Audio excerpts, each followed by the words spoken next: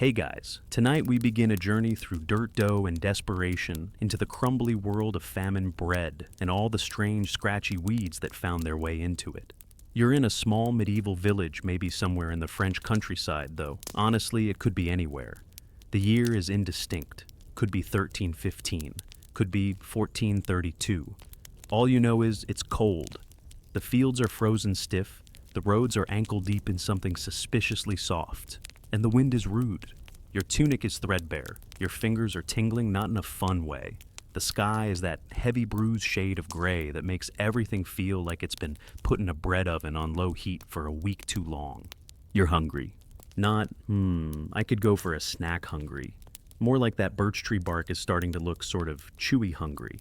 Your neighbors have stopped saying hello and started peeking into each other's windows with a certain culinary curiosity.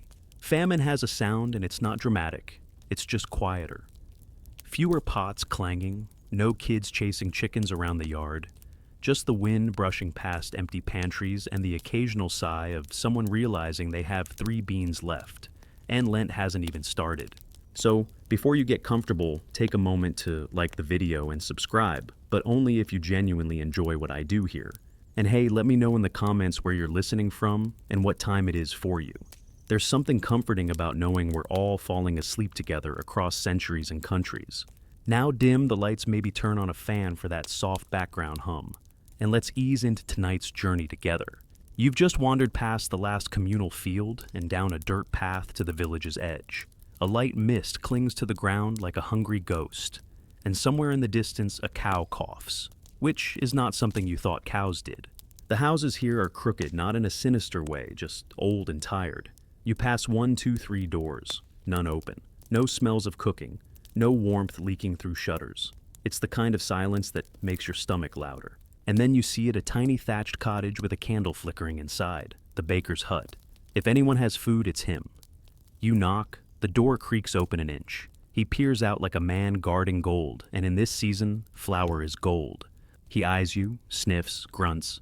Inside, his wife is stirring something in a pot that smells...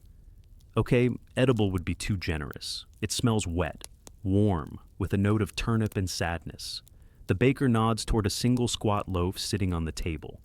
It's gray. You don't know bread could be gray. You also don't care. This, my friend, is famine bread. And no, it's not a trendy sourdough knockoff. It's the real deal, a desperate rock-hard lump made of whatever was left after the rats and lords took their share. There might be rye. More likely there's ground acorns, dried nettles, some kind of moss and flour swept from the cracks in the floor. Still, it's warm, sort of. It steams slightly in the cold air. You reach for it and the crust snaps like old leather. The inside is dense, more mud than crumb. Historians still argue whether this kind of bread technically counted as food. Some say it was a placeholder, something to keep you from fainting during morning chores. Others argue it was more symbolic, a psychological lifeline made of ground-up roots and prayer. But in moments like these, symbols are enough. The baker shrugs. 3 pennies, he says, which is absurd and he knows it. You hand over a button and a scrap of wool instead. He grunts again. Transaction accepted. You take your first bite. It's chewy, sour, strangely spicy, possibly because someone used mustard seeds by accident, or on purpose, who knows? And yet it fills you. Just a bit. You wander back out into the cold, the gray sky beginning to pale as dawn tiptoes in. Your stomach isn't satisfied, but it's no longer making tragic violin sounds. That counts as victory.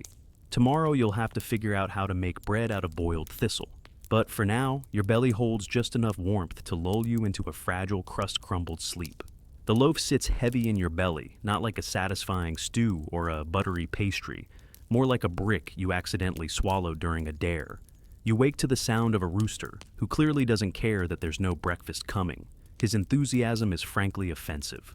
You roll off your straw mat and stretch joints creaking louder than the floorboards. Outside, the village is stirring, but not in that wholesome hi-ho kind of way. It's more like the shuffle of people unsure whether today is for work, or just more waiting around to starve a little slower. Everyone you notice is scanning the fields like hungry owls. There are no golden wheat stalks waving, just stiff trampled grass and patches of exhausted soil. Still, someone has to figure out what's edible, and guess what? That someone is you. Welcome to the forager's routine. Your first stop is the hedgerow near old Mathilde's goat pen. You bend low, parting damp leaves and poking around the roots, really hoping for something green and non-poisonous.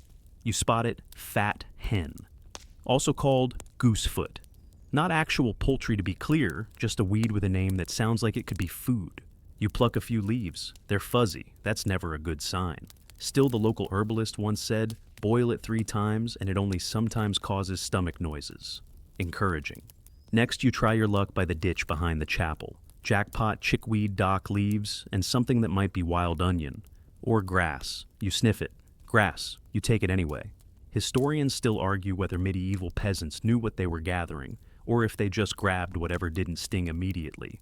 Some evidence suggests they passed down knowledge through quiet matriarchal lines, grandmothers murmuring weed wisdom while kneading dough. Others believe hunger made foragers braver, or more reckless than we give them credit for. You trudge onward, eyes scanning the earth like a goat with a mission. Behind the blacksmith shop, you find your prize stinging nettles. Yes, they bite. Yes, they make your fingers itch and swell. But once boiled, and you will boil them twice, they're rich in iron and taste like earthy spinach that went to boarding school. You gather a sackful and march home, victorious, a little proud, a lot itchy. Back in your cottage, you dump the leafy haul onto the table. Your cooking area is minimal. 1 iron pot, a spoon shaped more like a ladle's retired cousin. Some ashes, maybe some hope. You start your morning routine. Boil water. Add weeds. Watch as they melt into green soup that smells faintly of regret. But this isn't soup night, it's bread night. You take out your flour stash, if you can call it that. It's mostly ground oats, a bit of last week's barley, and some mystery powder that might be mushroom dust. You mix in water mash and your boiled nettles into the dough, and sprinkle in a bit of salt, precious salt from your emergency pouch. It's sticky, sloppy. You need it anyway, hands tired, but moving in that steady, almost meditative rhythm. This is how famine bread begins, not with a recipe, but with a gut feeling, and whatever didn't try to crawl away. Once it's vaguely round, you toss it on a hot stone in the hearth. No oven, just fire. No timer, just instinct. You sit beside the fire, the heat on your knees, the smell of green bread rising into the air like a humble offering. For a moment, things feel okay. Not good, not delicious, but okay. You think about last winter, the bad one. The one where old Benoit tried to make bread out of boiled moss and cracked a tooth on a pebble. He said it gave him character. He also didn't have any molars left, so no one took his baking tips seriously. You smile to yourself, a small, cracked lip smile. Then you flip the bread. A few minutes later, it's done, barely risen, still steaming. You bite in. It's chewy, slightly sour, slightly bitter, but it's warm. And for now, that's enough. You finish the last chewy bite just as the church bell tolls twice, though the bell has seen better days, and mostly clunks like someone dropped a pot. Still, it marks time, and time today means heading to the communal fields. Not to plant, of course. There's nothing to plant. You and the rest of the village have entered what's been politely called the lean season, and less politely called that time of year when everyone chews on regret and tree bark. As you walk, you pass others with that same slouched, slightly squinting look, half hope, half suspicion. Someone may have heard about a neighbor's cousin's friend who dug up a parsnip the size of a fist last week. You decide to check the edges of that same field. But first, you stop by the baker's. He's outside squinting at a handful of dried thistles and something that looks like carrot tops. He's talking to himself, muttering a recipe that ends with, if you soak it for long enough, it won't kill you. Reassuring. This baker is the village's most valuable resource part, artist part gambler. His job isn't just to bake, but to somehow stretch the impossible, to make bread rise when flour is less than a memory. You remember yesterday's crust? Not tasty, but survivable. And for that, you're grateful. The baker waves you over. He's experimenting with a new mixture, ground tree bark, boiled lentil skins, and something he won't name. He hands you a sliver to taste. It crumbles like damp clay, but there's a surprising hint of sweetness. You raise your eyebrows. He shrugs and says, might be beet mold, might be cinnamon. Historians still argue whether medieval famine bread was purely utilitarian, or if now and then someone tried to make it taste like something. There are scattered records of herb use, rosemary, marjoram, even mint, but it's hard to know if these were culinary choices or accidents. Or, let's be honest, hopeful guesses made in the dark. You thank the baker who nods with a sort of exhausted pride. His eyes are bloodshot. Flour dust clings to his eyebrows. This man has fought his oven more times than you've fought sleep during Lent. On the path to the fields, you spot children with baskets gathering chickweed and shepherd's purse, both edible, though shepherd's purse tastes like bitterness, dipped in green. One girl waves a stem in the air, shouting, "Look at salad!" Everyone laughs, but quietly. Too loud, and the illusion breaks. You join in, kneel by a hedgerow, and begin combing through the underbrush. It's a quiet sort of work, almost meditative. Dirt under your nails, cold air stinging your ears, the occasional worm, not for eating yet. Then you hear the creak of a wheelbarrow. It's Gerard, the oldest man in the village, pushing a pile of sticks and whispering to himself. You ask what he's doing. He points to a bundle near the top. "Lickin'," he says. "Boiled it once when I was your age. Could work again." You take a closer look. It's the same lichen you've scraped off fence posts while bored. Now, apparently, it's soup. Back home, you spread your finds across the table, 2 small turnips, some unidentifiable leaves, a sprig of nettle, and half a worm that thankfully wasn't in your mouth. You light a small fire, add water to the pot, in go the weeds, then a handful of oat flour, then, in a moment of boldness, a pinch of dried thyme from a pouch you've hoarded for weeks. The scent lifts slowly, earthy, herbal, slightly smoky. A hint of warmth. You tear off a bit of last night's bread, dip it into the bubbling green mess, and let it soak.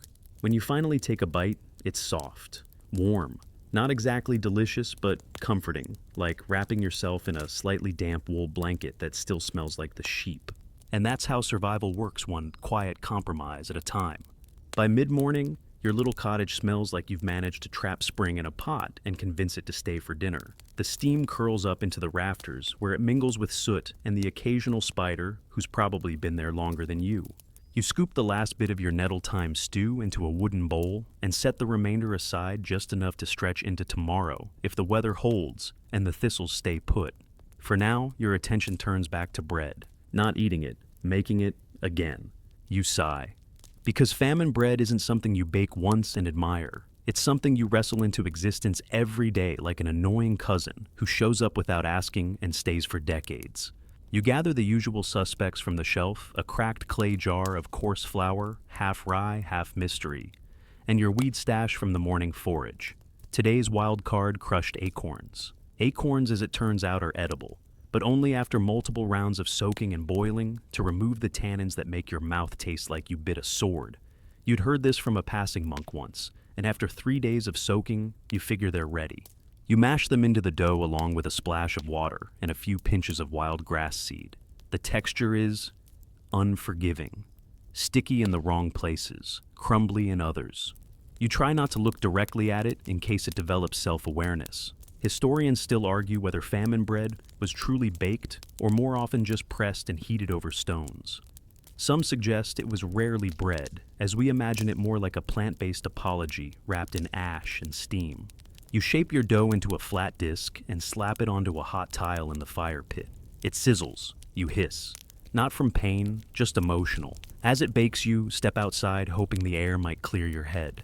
The village is quiet, too quiet. You notice the baker again this time, arguing with a customer who insists the last loaf was more rock than rye. The baker offers a shrug, and a new loaf with less confidence and more steam. They say it's warmer if you eat it with your eyes closed. You walk past a few homes where other experiments are unfolding. One woman is pounding dried pea pods into flour. A group of children are flattening root mash into discs with their bare feet. Everyone is inventing bread, and everyone is hoping their teeth survive it. Back in your cottage, the bread is ready. You flip it off the tile with a stick, mostly because it hisses when touched. It's blackened at the edges, greenish in the middle, and oddly squishy. You call it bold. You don't say that out loud. You tear off a piece and take a bite. It tastes like someone whispered the idea of food into your mouth. But it's warm, and you're not dizzy. That's progress. You wrap the remaining loaf in cloth and tuck it beside your cot. Not for later, just to look at. Like a pet rock that might get you through the week. Later that evening, the village gathers near the well. Not for water, it's running low, but for news. One traveler has arrived from the next town, over where they say a shipment of real flour is being distributed by a bishop with a guilty conscience and a surplus of oats. Your ears perk up. Oats. Real oats. Not bark, not moss, not surprise powder. The traveler shrugs. 3 towns ahead by the river bend. Might be gone already. You look around. No one moves. Hope is expensive. Walking costs calories. And even if the flower is real, getting it may cost more than it fills. Still, you note the direction, just in case. As the sun sets, you sit on the doorstep of your cottage, bread in one hand and the distant memory of butter floating in your imagination. You nibble slowly, pretending it's rich, pretending it's soft. You close your eyes, and for just a moment, you forget there's anything missing. By the next morning, your bread has gone from edible to emergency only. It's harder now, edges curled like old parchment, and it makes a noise when you set it down, more thunk than thud. Still, it's yours. And in a winter like this, ownership counts for something. You wake to the low hum of conversation outside a rare thing lately. Turns out the miller's apprentice has returned from a nearby estate with news and, more importantly, a small sack of suspiciously pale flour. You lean in closer. It's being passed around like treasure. The village hasn't seen proper flour in weeks. This one looks fluffy, which is almost unnerving. The miller himself arrives, squinting at the bag, pinching a sample between two flour-stained fingers. Could be barley, he mutters. Could be oat. Might be ash with an attitude. He has a point. Famine often brought innovation, but also deceit. Bakers were known to stretch their flour with all manner of extras: ground bones, powdered clay, even sawdust. It's not that they wanted to deceive. They just wanted the dough to exist. You follow the miller back to his workshop, where the great grinding stones sit still. No grain means no work, which means no pay, which means no bread. But he's decided to mill what's left of his reserves, a few handfuls of rye, some dried peas, and yes, that questionable flour from the estate. He nods for you to assist. You grab the sack and pour its contents slowly into the hopper. A cloud of powder puffs up. You cough once, and your tongue tastes something between chalk and dried hay. Still, the stones turn. The sound is soothing stone on stone, a deep rumble that feels ancient, comforting, almost hypnotic. Historians still argue whether medieval mills were symbols of hope or quiet tyranny. On one hand, they fed the people. On the other, they were often tax-controlled and manipulated by lords who demanded a cut of every crumb. You watch the flour emerge fine and pale, falling into a cloth sack like snow. It's barely enough for a single loaf, but that's still more than yesterday. Back at your cottage, you gather your tools, a wooden bowl, a splintered spoon, and your bundle of dried chickweed from the hedgerow. You mix the flour with water, a pinch of salt, and the last of the fermented nettle mash. The dough clings to your hands, sticky and stubborn, like a child refusing bedtime. You knead it anyway, gently, slowly. There's something therapeutic in the repetition. Push, fold, turn, repeat. The fire is low, but you coax it higher with dry sticks and the last of your reed bundle. The dough sits near the hearth, rising just enough to look smug about it. You hum softly a tune your grandmother used to sing while making soup from fish bones and wild herbs. Once baked, the new loaf is surprisingly light. Not fluffy, let's not get wild, but less like a brick and more like a pillow with opinions. You break it in half. Steam rises. The scent is promising. You taste it. And there it is, a hint of sweetness, maybe from the peas, a softness, a chew. You sit down cross-legged on the floor, chewing slowly. It's the best thing you've tasted in days. Outside, the village is quiet. A few dogs bark in the distance. Somewhere, someone is singing off-key but boldly. You glance at your tiny loaf, then wrap it carefully in cloth, tucking it into a basket. A gift for the herbalist down the road, who once saved your foot from frostbite with a poultice of mashed cabbage and something she called plaguewort. You'll eat the second half later. You rise full, not just from bread, but from purpose. One day, one loaf, one small kindness at a time. The road to the herbalist's hut is half mud, half memory. You've walked it dozens of times before, but in the cold fog of late morning, it feels like a journey through some forgotten realm, one where boots sink deeper and birds don't bother chirping, unless there's actual bread to beg for. Your breath makes soft clouds in the air as you walk. The cloth-wrapped loaf is warm in your hands, and for a brief moment you feel absurdly wealthy. A single half loaf of something that doesn't taste like fear. You feel the impulse to guard it with your life, or at least with a firm tone of voice. The herbalist's hut is crooked but cozy. A twisting chimney leaks herbal smoke, sweet and sharp, a blend of lavender, thyme, and something slightly medicinal that makes your eyes sting in a comforting way. She answers the door with her usual skeptical glance and a bundle of sage tied into her hair. Before you speak, she lifts one eyebrow and says, "You've got that I didn't burn the crust look about you. You hold up the loaf. She snorts and steps aside, waving you in. Her place is warmer than most. Dried herbs dangle from every beam, brushing your hair as you duck inside. Pots clink gently on a low fire, and something green simmers in a copper pan. You smell onions, or the suggestion of onions and what might be garlic. You try not to stare. You sit at her table and unwrap the bread. She picks up a half sniffs. It nods once. You used peas, she says, and something bitter. Dock leaf. You shrug modestly. She rips off a chunk and pops it into her mouth. Chews, thinks, then says, not bad. You'd make a decent baker if you ever get tired of starving. You both laugh. Quietly, of course, don't want to wake the hunger gods. She offers you a bowl of her soup in return. Mostly roots, but seasoned with something special. You can't place it at first. Then she tells you, acorn flour, dried and toasted. You nod in appreciation. It's a recipe passed down from her grandmother's grandmother, she says. From the famine of 87. No one's quite sure which 87. Historians still argue whether famine recipes were recorded on purpose or simply passed by firelight and rumor. The few cookbooks that mention emergency baking often use vague instructions like add greens until dough holds shape. Not exactly precision cuisine. As you eat, the herbalist leans in and tells you about the monks across the ridge. They're making flatbreads from boiled cattail roots, she whispers, and flavoring them with wild fennel. Monastic cuisine, apparently. You both pretend to be unimpressed, but wild fennel sounds decadent. Before you leave, she hands you a small cloth pouch. Thistle seed, she says. Hard to chew, but good in flatbread. And it makes your teeth feel like they're doing something heroic. You thank her and step back out into the cold, the warmth of soup still clinging to your throat.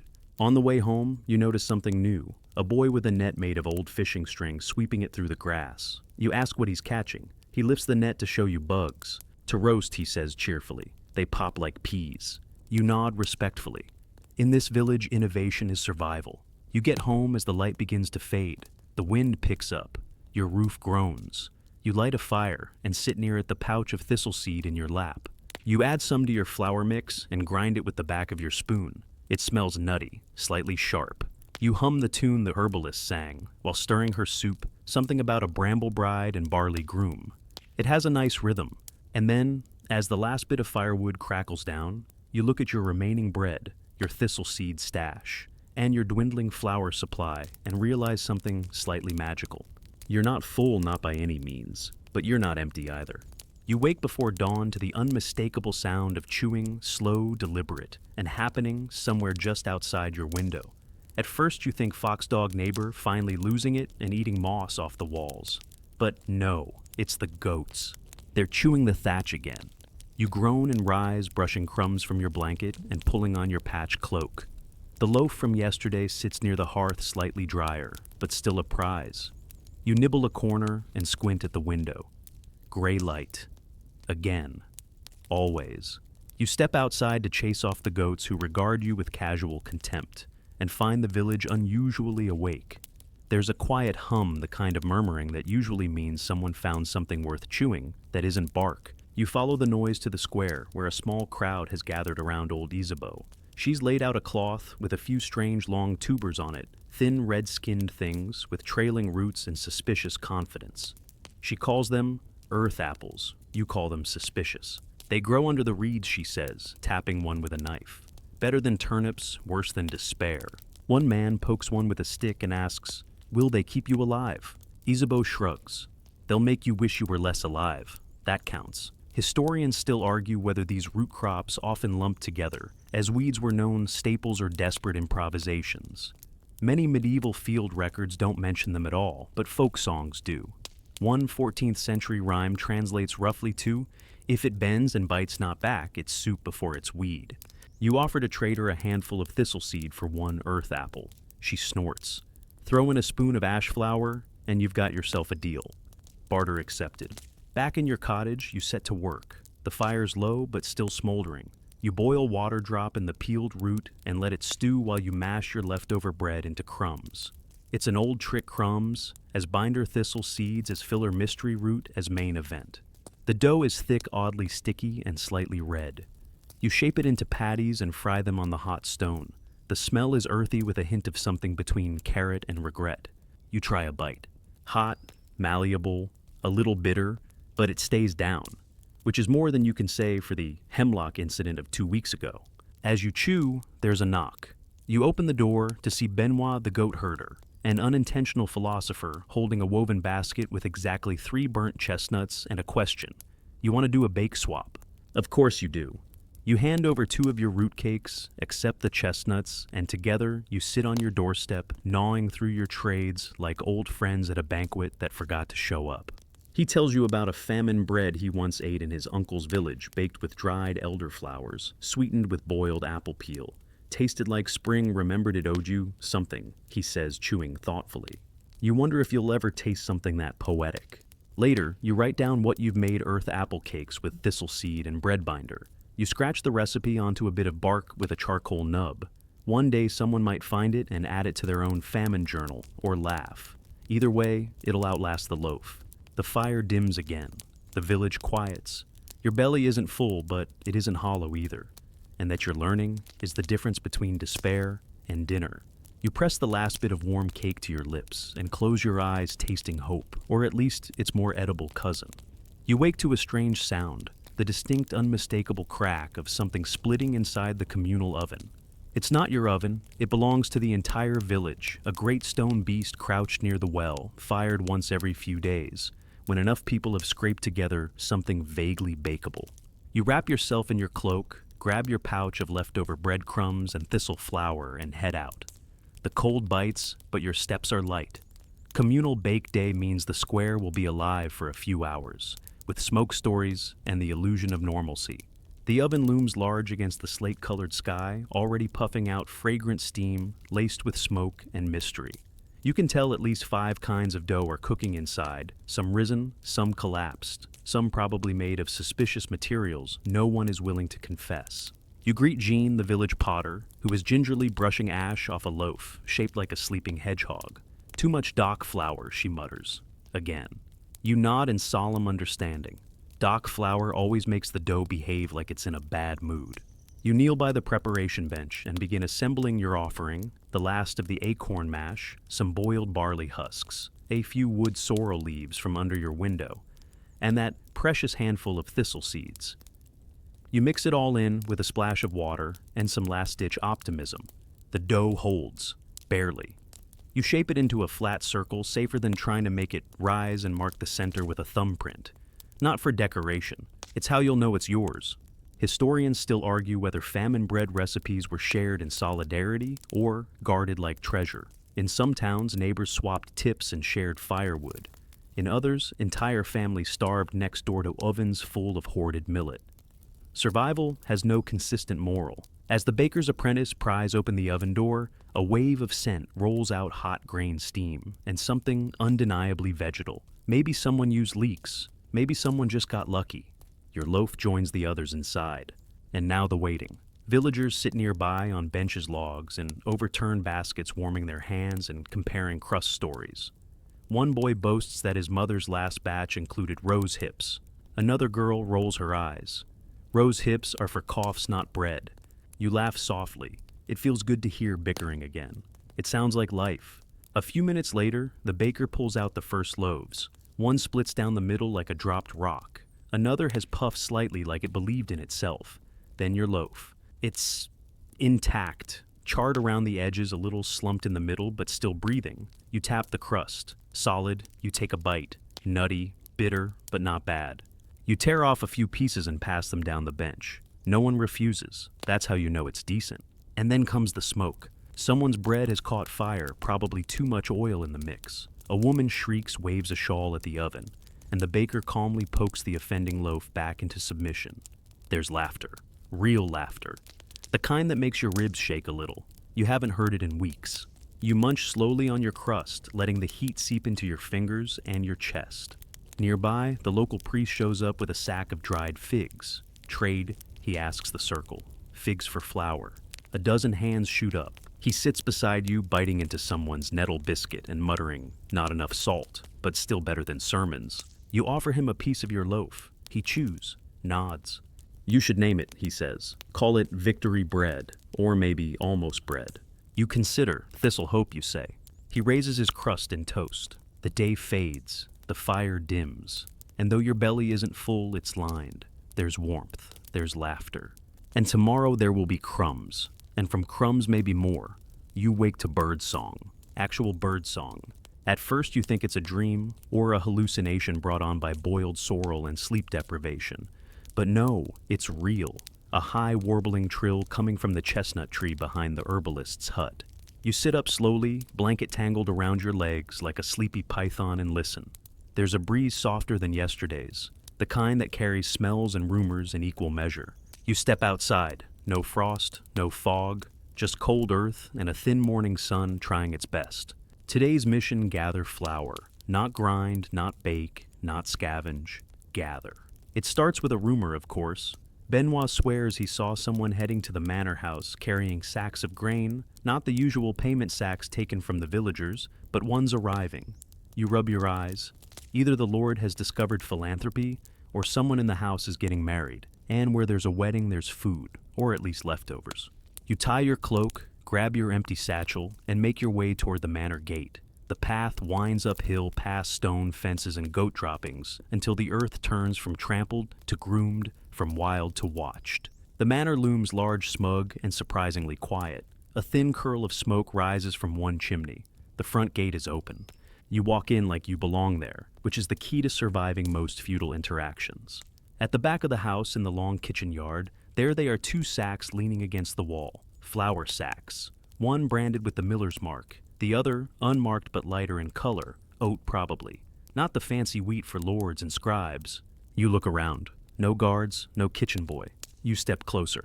And then you hear it snoring. Loud, unapologetic snoring coming from just inside the door. You pause, consider, then decide to trade, not steal. You pull from your satchel a dried cake wrapped carefully in old linen, your last thistle loaf. A fair trade. Maybe not, but your conscience, like your appetite, prefers balance. You leave the loaf and take 2 scoops of oat flour into your satchel, just enough for a modest batch. Historians still argue whether small-scale pilfering like this was tolerated or punished. Some records show lords turning a blind eye to minor thefts. Others detail hangings for a single crust. In truth, it depended on the mood of the steward and the season of the moon.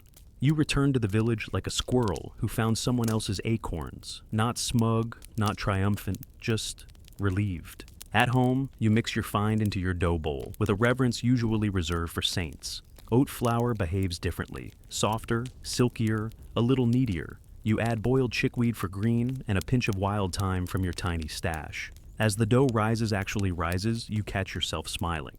The fire glows. You press your dough into small cakes, roll each in thistle seed for crunch, and place them in your clay pan. They puff, not by much, but enough. You pull one free and bite in. Soft, still warm, a whisper of thyme and smoke, and something almost like sweetness. You don't eat it all at once. You wrap half in cloth, fold it into your basket, and make your way back to the square. Benoit is there chewing on a questionable carrot. You hand him the half cake. He sniffs it, blinks. Oats. You nod. He takes a bite and without smiling says, "It's terrible," then takes another bite. By sunset word has spread. 5 more villagers arrive at your door with offers. Dried berries, fermented beet peel, a splintered ladle that doubles as a spoon, and a pan scraper. You accept it all. Not because you need it, but because the village is coming alive again. With trade, with taste. With the slow warm rhythm of bread returning to bellies and laughter returning to lips. And that is more filling than any feast. The village wakes the next morning to something rare, the smell of baking bread that doesn't scream desperation. It wafts from your cottage, from the communal oven, even from Jean's pottery hut, where she's apparently decided to try bread-shaped clay loaves as a prank. You're outside seated on a low stool, slowly grinding what little remains of your acorn flour against a flat stone. It's tedious work, gritty and slow. The flour sticks to your fingers and smells like forest floor, but you hum while you work. That's the real miracle today, not the bread, but the humming.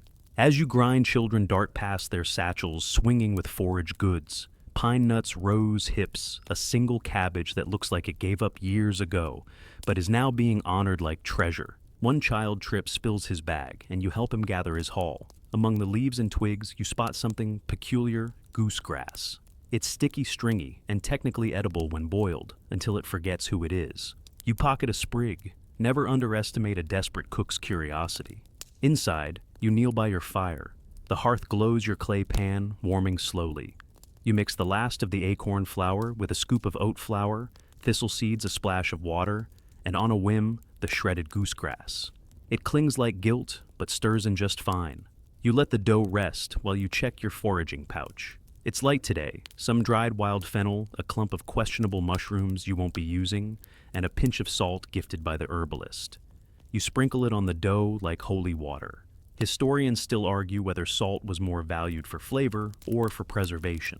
In lean years, a handful could be worth a week's wages, or in some cases, a spouse. One court record in Kent lists 3 goats in a salt dish as a dowry. Your loaf bakes slowly. You crouch watching it rise and darken steam curling from its cracked crust like smoke from a prayer. You breathe it in. You let yourself imagine butter. Just once, just to remember it. The loaf finishes with a hiss. You lift it out, set it on a wooden board, and crack it open. Inside, it's speckled green with goosegrass threads and surprisingly moist. You tear a corner, bite down.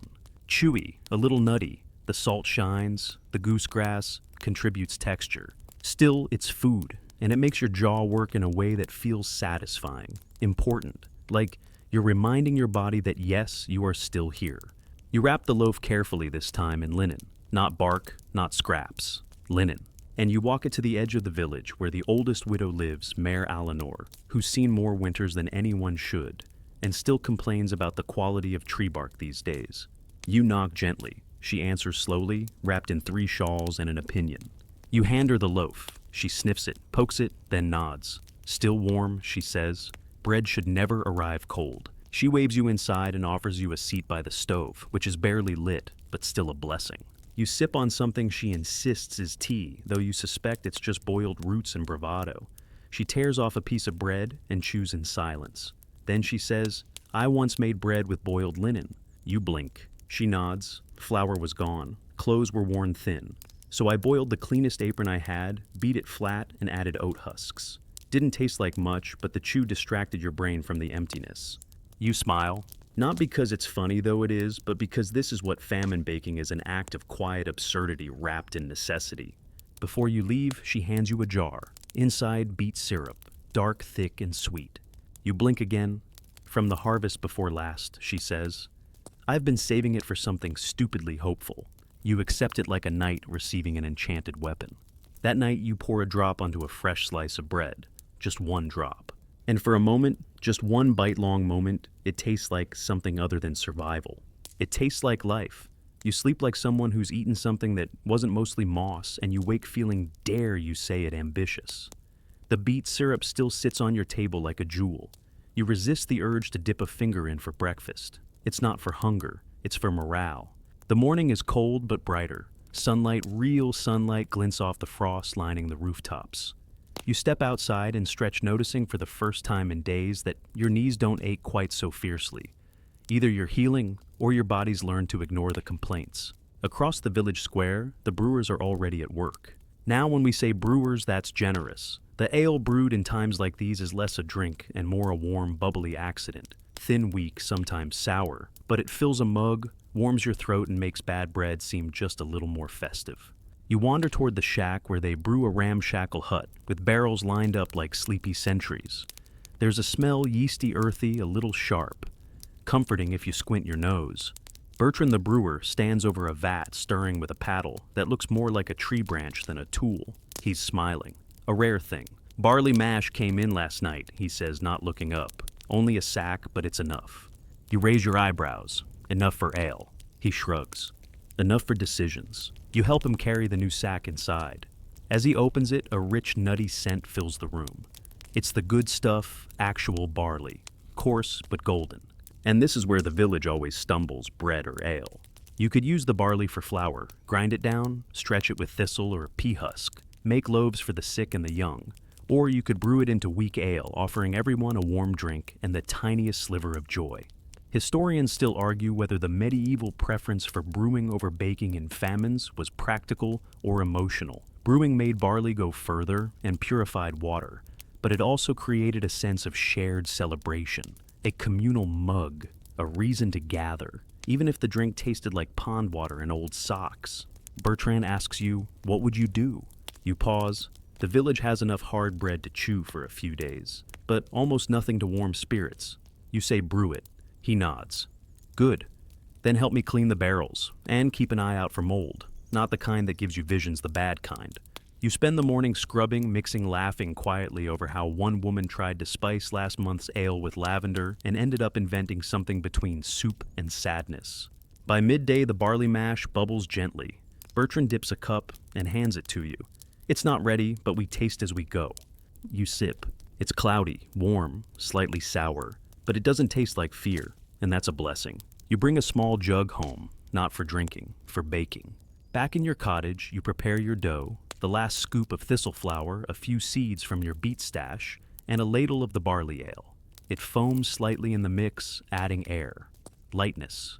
You let the dough rest by the fire. While you wait, you add more scribbles to your growing book of strange breads, a stitched-together mess of bark sheets, linen scraps, and smudged charcoal. You write, barley ale loaf, made on a warmish day. Spirits hopeful. Notes smells like yesterday's promise. The dough rises. You shape it, bake it, and wait. The crust browns. The loaf puffs. When it's done, you tap the bottom, and it sounds hollow. A miracle. You slice it open, steam curling out, and tear off a piece. It's soft, nutty, with a faint tang from the ale, like the bread is just a little tipsy and trying to be charming. You smile. It works. And you realize this isn't just survival anymore. This is memory, story, a village recording itself in crumbs and crust. And tomorrow, you'll bring this bread to the brewers. Because bread and ale may come from the same grain, but they nourish in different ways. Morning drips slowly into the village like thick syrup, just enough light to see your breath, just enough warmth to make you believe in spring again. The bread you baked with Bertrand's ale sits in a linen wrap on your table, still soft, still faintly yeasty. You tear off a piece and chew slowly as you step outside. The square is humming again, not loud. Nothing in this village is ever loud anymore, but it's awake. People are out exchanging herbs gossip and small bags of mystery powder that probably contain food. You head straight for the brewer's hut loaf in hand. Bertrand greets you with the kind of nod reserved for equals or for people who showed up with snacks. You break the loaf in half and hand him a piece. He sniffs it, turns it in his palm, then takes a bite. Chews, nods. Still warm, he says. Always better warm. You sit together outside the hut, sipping unfinished ale from cracked mugs and watching the world wobble back into shape. But not everyone is easing into the day. Across the square, a tax collector has arrived. He's not the worst kind. No armor, no shouting, just a velvet pouch on his belt and a thin, pointed mustache that says, "I've never baked anything in my life." He's talking to the village steward. You can't hear every word, but it's clear grain taxes are overdue. The Lord wants his share, even now, even when no one has enough. Bertrand growls quietly. "They'll take it straight from the mill," he mutters. "Whatever's left." You know he's right. The miller only just scraped together enough for next week's batch. If the Lord takes that, the whole village goes back to boiling moss and pretending it's soup. You finish your bread, wipe your hands. This is where the unspoken rules of famine come in. What is hoarded, what is hidden, what is quietly, carefully reallocated. You make your way to the herbalist who's already watching the tax collector with narrowed eyes. He wants oat. Let him try thistle, she says, waving a basket of dried leaves like a challenge. Together, you and a few others convene in her hut. There, behind a woven screen, sits a sack marked Barley Grade A. It is, in fact, mostly dried pea husks, acorn flour, and pulverized dock root. Looks convincing, though. You help sew the sack shut with twine dusted with a little real flour from the bottom of a bowl and set it by the well for collection. A decoy. Historians still argue whether peasants systematically tricked tax collectors or if this was more of a last-minute shuffle. But records show a surprising number of tax tallies during famine years listed goods that, when inspected later, turned out to be questionably edible. Later that day, you walk to the miller's shed. He's guarding the grindstone like a dragon guards, gold, tired, fierce, and covered in flour. You hand him the other half of your barley ale loaf. His eyes widen. "Is that real barley?" You shrug modestly. "Some." He tears into it. Bread disappears. Gratitude remains. Then you mention the tax collector. His jaw tightens. Let them take sawdust. We'll save the rest. And so it begins. That evening, the village makes quiet trades. Not coins, those are useless now, but favors, flower seeds, even laughter. The square becomes a murmuring marketplace, half barter, half bedtime story. You trade a packet of dried fennel for a pinch of salt, a threadbare scarf for 2 beet tops. And in a twist, you didn't expect your last dried nettle cake for a scrap of dried quinoa. No one knows how to pronounce it, but it makes good bread filler. When you return home, your basket is fuller than when you left. Not enough for a feast, but enough for hope. The fire flickers low. Your flour stash is modest but real. You hum as you mix dough by firelight. Tomorrow you'll bake again, and you'll call this batch Barley Disobedience, just to make yourself laugh. Because in times like these, rebellion comes in crusts. You rise before the sun, long before the village has stirred. The embers in your hearth glow faintly, and your fingers fumble through the cold as you kneel to coax the fire back to life. You whisper to it, like it's a friend, just a little breath, a little patience, and it comes. Today is baking day again, but not for you. You're baking for Michael. She's old, too old some say, but you don't agree. You've seen her shuffle down to the well in winter with a shawl over her head, and a look in her eyes like she remembers every time the world has tried to end and failed. She hasn't eaten much in days. Her daughter is sick. Her hands don't work the dough the way they used to. But she still smiles when you pass. Still says things like, if it doesn't have a crust, it's not worth the chew. You've been saving your best flour, what's left of the oat barley blend, a few dried berries, a sliver of beet syrup.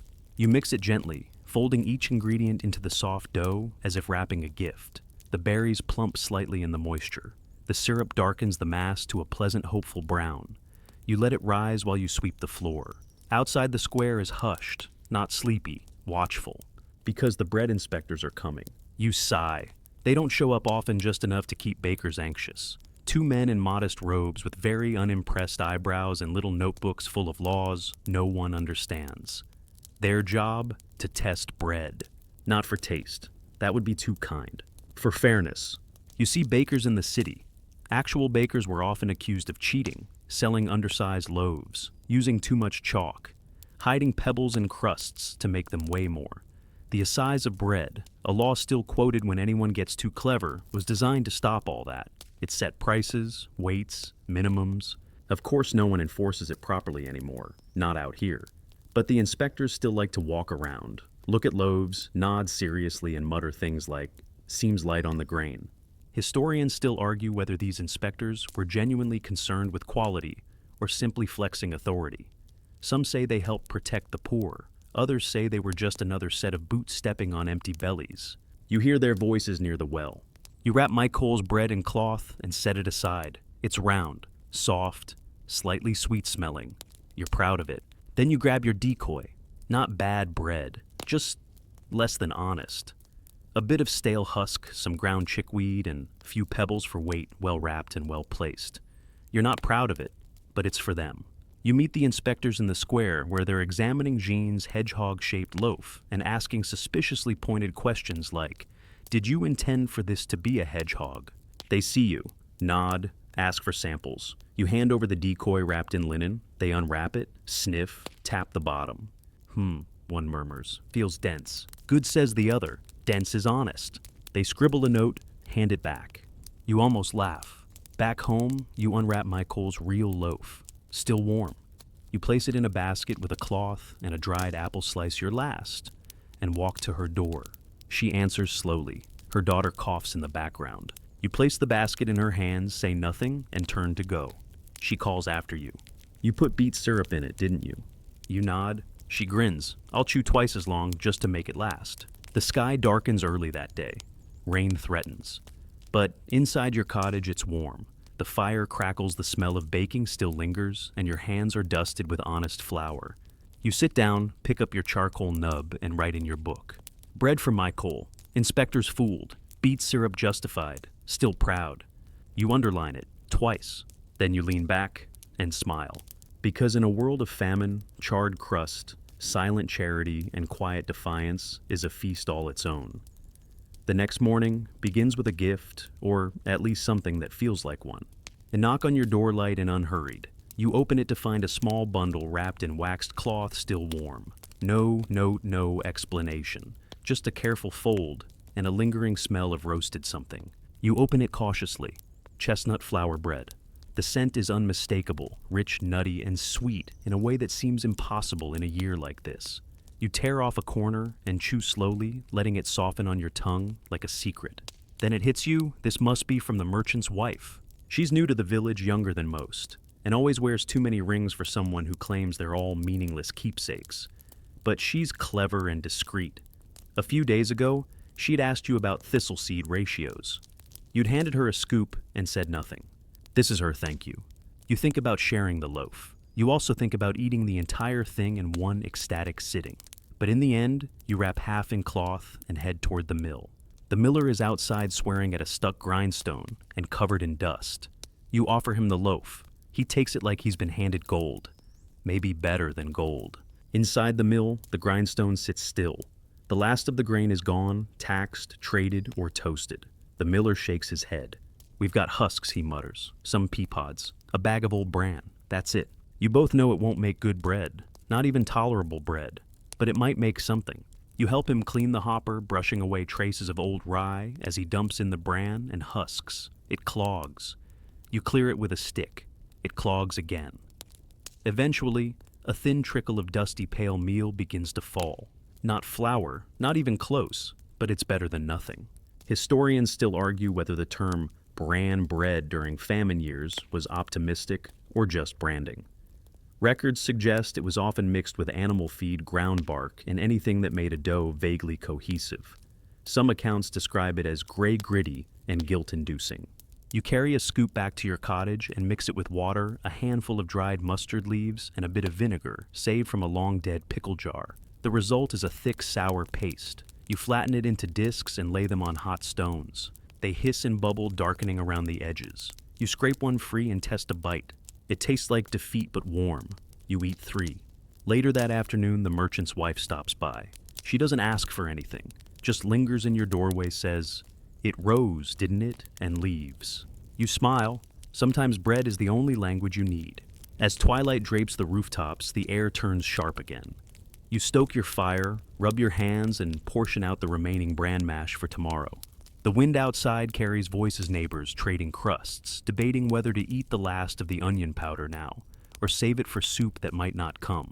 Someone hums a lullaby meant for children, but tonight it's for all of you. You write in your bread journal, bran and vinegar cakes, terrible but honest.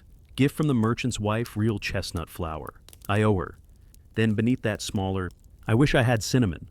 You stare at the ember glow until your eyes blur. And in that warmth, with the taste of chestnuts still lingering at the edge of memory, you fall asleep thinking tomorrow might rise again, even if just a little. Dawn arrives with a brittle sort of quiet, the kind that makes you pause and listen, wondering what hasn't happened yet. No coughing from McColl's hut, no splashing at the well, no suspicious clatter from the goats, just the stillness of a village waiting for something to start or maybe end. You don't bother with breakfast. There's none to be had unless you count licking the inside of your vinegar jar and pretending it's soup. Instead, you walk. The air is dry, the frost crackling underfoot, and your legs feel heavier than they should. You follow the narrow path toward the monastery on the hill, a place most villagers only visit for 3 things: funerals, floods, and flower handouts. Today you're hoping for the 3rd.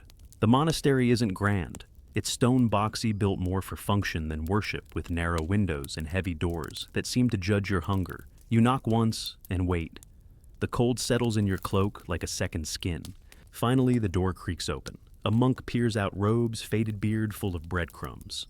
You know him, Brother Aldrich, once known for his sermons on humility, now more famous for smuggling pickled turnips into the refectory. He squints. Bread or blessing? Bread, you reply, but I'll take both.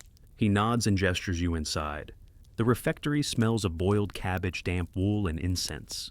Candles flicker along the long stone walls. A few monks kneel in prayer. Others sit quietly eating something that might be stew. You focus on the large woven basket near the hearth, lined with cloth and filled with dark, squat loaves. Communion bread, this is not.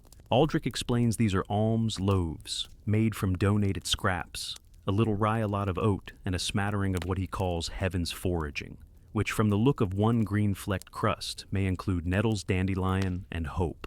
He offers you one. You take it with both hands. It's warm, heavy. This is the last batch, he says quietly. Flour's nearly gone. You nod. How long until more comes? He doesn't answer. Historians still argue how often monasteries were true sources of aid versus reluctant givers. Some chroniclers praise their charity. Others accuse them of hoarding grain for feast days while peasants boiled shoe leather. The truth, like most things baked in desperation, is likely uneven. You sit at the edge of the refectory and tear off a piece. The crust resists, but the crumb is soft, slightly sour, richer than anything you've had in weeks. You chew slowly as though you could stretch it by force of will. A monk nearby watches you. You know he says this used to be a cake recipe. You raise an eyebrow. Originally made for saints' days, he explains. Spiced sweet and topped with ground almonds. Now it's made with dried beet peel and onion skin. Still works. You nod. I'll imagine the almonds. He smiles. That's the secret ingredient. You wrap the remaining half of your loaf in a strip of linen and thank Brother Aldrich. He blesses you in return, though his blessing sounds more like, "Don't fall on the ice." The walk home is slower, not just because the bread is heavy in your satchel, but because you want to savor this feeling, this rare, fleeting moment of being fed enough. Back in your cottage, you place the half loaf carefully on your shelf. You consider saving it, but instead, you slice off a thin piece and toast it over the coals. The surface blackens slightly. You smear it with a dab of beet syrup. You eat in silence, bite by bite, until your stomach stops complaining and starts whispering, "Thank you." Later, you write in your book, monastery loaf, spongy, savory, possible Saints' Day origin. Imaginary almonds improve flavor. One full slice left will save for true emergency. Or, Nicole. You pause. Add another line. This might be the best bread I've eaten all winter. Then you lean back, close your eyes, and let yourself imagine a feast. Not of meat or wine or sugar, but of warm loaves passed from hand to hand, where every crumb says we made it another day. Rain begins sometime after midnight, soft, steady, not enough to flood the road, but enough to turn the morning into a gray bowl of wet sounds and damp wool. You wake to the gentle drip of water near your window, the kind that has no urgency but endless commitment. You light the hearth with the smallest bundle of kindling left in your stash, and hold your hands to the flame, rotating your palms like a spit roast. The monastery bread sits where you left it, wrapped intact and just slightly hardened along the edges. You consider it. You don't touch it. Not yet. Instead, you sip boiled water with a shred of thyme floating in it and think about how far you've come from wanting food to wanting better food. That's when you remember the legend of the animal dung loaves. Yes, you heard right. Some years ago, before your time, a famine hit harder than this one. No grain, no roots, not even bark. People grew desperate. And somewhere, possibly in Brittany, possibly in a very sarcastic village, someone tried baking dough, using dry animal dung as fuel, not mixed in, just burned beneath the stone. The story spread like wildfire, or more accurately, like a bad smell. Supposedly the bread tasted earthy. Supposedly it worked. Supposedly no one died. Historians still argue whether this tale is true or just a medieval joke gone very, very far. There's a recipe in an old book, possibly satire, mentioning cowpat, fire-flavored flatbread. Whether anyone truly ate it remains debatable, but it makes you think. You step outside, rain soaking through your hood, and head toward the back of the goat pens. The air is ripe. There in the straw are a few well-dried pats, flat and fibrous like nature's worst tortilla. You're not going to eat them. You're just going to try baking over them. Back inside, you mix a dough, oat flour, dock seed, crushed rose hip, and just enough water to make it hold. You roll it into a flat round, set it on your pan, and build a tiny fire beneath with a dried dung pat at the center. It lights, it burns. And most surprisingly, it smells fine. Smoky, a little grassy, no worse than peat. You wait, watch the dough bubble, then lift it carefully with a stick. The bottom is crisp, the middle firm. You break off a piece and taste it. Crunchy, smoky, unexpectedly decent. And now you have a new trick. That afternoon, you head to the herbalist's hut and tell her about your experiment. She blinks once, twice, then nods.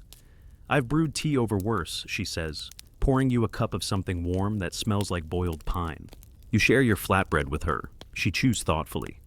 "Good crust," she murmurs. Slight dung aftertaste, but not unpleasant. You both laugh, which in this weather feels like alchemy. On your way back home, you pass by Jean, who's sitting beneath her porch roof, shaping tiny loaves out of clay again. She raises one. Think the inspectors would approve. Only if it breaks their teeth, you say. You return home soaked but smiling. You stoke your fire and hang your cloak to dry. Then you take your charcoal stub and write in your bread book. Dungfire flatbread, smoky crisp better than expected. No animals harmed, maybe useful in emergencies, not recommended for feasts or dates. Then, after a moment of hesitation, monastery slice still waiting. Will not eat it today. Feels like cheating. You settle into your cot with your damp feet near the fire and your belly content enough. And you fall asleep to the soft hiss of rain and the faint scent of earth-smoked bread still lingering on your fingertips. The storm moves on by morning, leaving behind a muddy, sloshing village and roofs that drip with the rhythm of tired applause. You pull on damp boots and tie your cloak a little tighter, not for cold, but for morale. Somehow, dry shoulders make the day feel more winnable. As you step outside, you notice the children are already out, stomping puddles like miniature lords claiming swampy territory. A few are collecting snails. One boy has a basket and a proud grin. For stew, he says. You nod, but you're not so sure. Your destination today isn't the well or the square or even the mill. It's Mikol's hut. She's been quiet since the last loaf you brought her. Her daughter still pale, still coughing, hasn't left the bed. You're not a healer, you're not even particularly useful unless someone needs a quick flatbread. But you have two things that matter today, time and the will to chew through uncertainty. You knock gently. She answers slowly, shawls wrapped around her like a fortress. Just checking in, you say. She steps aside and lets you in. Her hearth is dark. The air inside is stale heavy with unwashed cloth and old sadness. You set to work without asking. You kneel by the hearth. You stack sticks, dig through your pouch, and pull out a few sprigs of dried rosemary and thyme. Not enough to season a feast, but enough to smell like memory. Mikol watches as you light the fire. She says nothing. Just sits near her daughter holding her hand. You mix a dough from the leftover bran meal and rose hip crumbs. It's dry. You add water from a clay jug. It's still dry. You add a single spoon of your beet syrup and whisper, "Forgive me," as you stir. The dough softens barely. You shape it into tiny patties and press them into the warmed pan. As they bake, the herbs release their scent, sharp green, medicinal. The patties sizzle curl at the edges. You hand one to Mikol. She doesn't eat it. She holds it like a gift. Her daughter, eyes half-lidded, reaches for one. She takes a bite, slowly, chews, then sleeps. That's all. No miracle, no sudden healing, just warmth and something that feels like trying. Historians still argue whether these small acts, herb-laced cakes, borrowed syrup crusts, shared in silence changed outcomes. But the oral histories remember them. Songs mention hearth cakes for the dying, and loaves with thyme for souls that wander. The records forget. But people don't. You leave quietly. Outside, the village is louder than usual. Someone's shouting about a goose that escaped. Someone else claims they saw a deer near the chapel. A deer. In this famine, you're not sure whether to feel excited or concerned for the deer. You stop by the baker's on your way home. He's burning off old logs to reheat the communal oven, sweat streaking his soot-covered face. He gestures to a bundle wrapped in cloth by the door. Take it, he says. Too tough for the inspector, too soft for the dogs. You peek inside. 2 loaves slightly lopsided with burned bottoms and flowery tops. Beautiful. You offer him your last pinch of dried fennel. He pretends not to care. Tastes like weeds, he mutters. You both know it's gold. Back home, you set the loaves on your table. You eat a slice with nothing on it. Just bread. Just the real thing. And it's enough. Later, by firelight, you write in your bread book. Bran cakes with rosemary and beet syrup. Given not eaten. Might have helped. Might have just smelled nice. Either matters. Then, after a moment, receive 2 reject loaves from baker. Best trade of the month. Save one, gift the other. We survive with what we share. You close your eyes. You listen to the wood crackle and the wind settle. And in the darkness, you remember something your grandmother once said. Bread baked for someone else tastes sweeter when it's remembered. And it does. The next morning begins with stillness again. Not the eerie kind, but the soft, satisfying quiet that settles in when everyone is either sleeping or chewing. You wake to the smell of damp ash and last night's fire reduced to a soft orange glow. You add a stick. You whisper encouragement. It catches. You unwrap the second of the 2 bakery rejects. Slice it clean through and toast it gently. No syrup today. No herbs. just the satisfying sound of crust crackling against the heat and the smell of actual bread in a room that has seen too much of everything else. You eat in slow, reverent bites. Then you remember what day it is. Lent, and with that comes its own kind of hunger. It's the season of fasting, of abstaining, of pretending that giving up your last half loaf is more about piety than necessity. In most years, that might mean skipping meat, giving up cheese, swearing off wine. This year, it means swearing off the fantasy that you ever had those things in the first place. You step outside and look up the hill toward the church. Smoke rises from the chimney. The bells haven't rung yet, but you know they will. Soon the priest will gather the village and talk about humility, self-sacrifice, and the noble beauty of suffering. You sigh because you know what's coming. Everyone will fast, but not because of faith, because there's nothing left to eat. You make your way toward the church, passing your neighbors, some holding baskets, others holding nothing. A few children whisper jokes about hiding crusts in their pockets. One elderly man proudly claims he will fast for the next 10 minutes at least. You reach the chapel steps just as the bells begin to toll. Inside, the smell of candle wax and cold stone hits your nose. You take a place on a bench. The priest speaks not about fire or brimstone, but about resilience, about the body and the spirit, about hunger as a reminder that we are not above the earth, but part of it. He says the saints fasted to understand suffering. We fast because we already do. Historians still argue whether Lenten fasts in famine years were spiritually uplifting or simply repackaged misery. Some churches bent the rules, declaring snails as fish, so they could still be eaten. Others created thin plant-filled breads to hand out to the weak. The line between devotion and desperation blurred until no one remembered where it was drawn. After the sermon, the priest offers bread. Thin wafers, dull brown. The kind of bread that looks like it gave up halfway through becoming food. But there's enough for everyone. You take one, bite down, it dissolves like regret. Outside, people gather quietly.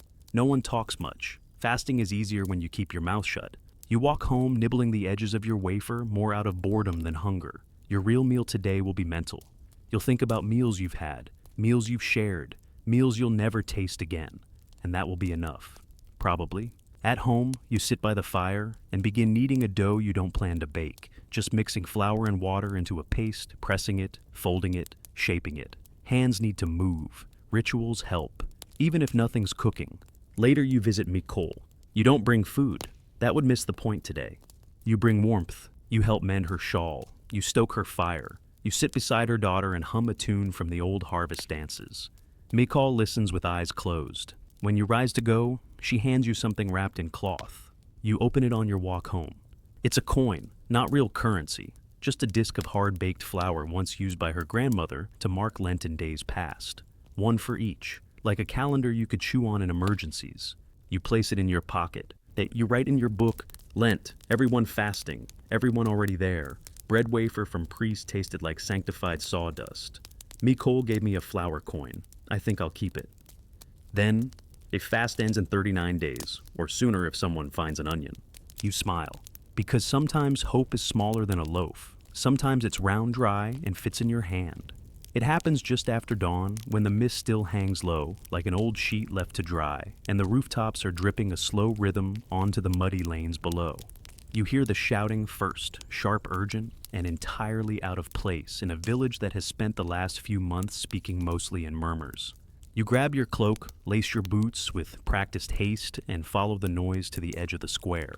There, surrounded by a semicircle of wide-eyed villagers, stands Gervais the cooper. In his arms is something wrapped in linen, something heavy, something boot-shaped. No one speaks at first. And then someone asks, "Is that?" "Yes," Gervais replies flatly. "It's my shoe." A beat of silence.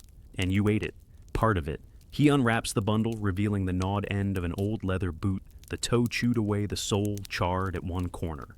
You don't know whether to laugh or cry, neither does anyone else. He explains, half defensive, half sheepish, boiled it 3 times, scraped the polish off, soaked it in onion water, tasted like belt. Someone nods thoughtfully, better than moss, and suddenly it becomes the story of the day. Historians still argue whether cases like this were widespread or isolated moments of madness. Some sources describe leather being stewed into gluey broth, softened into strips, even fried, when desperation outpaced good sense. Whether it had nutritional value is debatable, but it filled the time. And the belly, sort of. Gervais sets the boot on the well wall. Still got half left, he says. Might toast it. You thank him genuinely, not just for surviving, but for proving that rock bottom is still edible if you chew hard enough. Inspired, though not necessarily hungry, you wander toward the fields. You know you won't find much. It's still too early for anything green to dare show its face. But sometimes it's about the act of looking. Along the edges of the hedgerows, you find a few brave nettles poking up. Young, tender, less stabby than usual. You gather them carefully with the hem of your sleeve and hum to yourself a tune half remembered from better seasons. Back at your cottage, you build a fire. Slowly, thoughtfully, you crush the nettles, boil them twice to tame their spite, and mix them into a stiff dough made from the last of your pea husk flour. As an experiment, you add a pinch of the baker's cast-off charcoal powder, a trick someone swore would add flavor, or at least a story. You shape the dough into a rough triangle and press it flat on the hot stone. As it cooks, you stare at Gervais' boot, still sitting outside on the well framed by frost and dignity. Someone's tied a small ribbon around the heel. The village doesn't let these things go unnoticed. Once your bread is done, blackened on one side, chewy on the other, you take half and head back to the square. You find Gervais, offer him the slice. He breaks it with you. You both chew in silence. After a long pause, he says, "Next time, I'll soak the boot in ale." You nod, could use a mustard glaze. That night, back by your fire, you write in your book. Boot soup confirmed. Gervais brave or deeply unwell. Made nettle charcoal loaf in honor. Surprisingly edible. Called it the sole survivor. And then, we're laughing again. That means something. Maybe more than food. You wrap up in your cloak and drift off full, not of bread, but of the knowledge that there are still jokes being born right alongside hunger. And that's a kind of nourishment no famine can touch.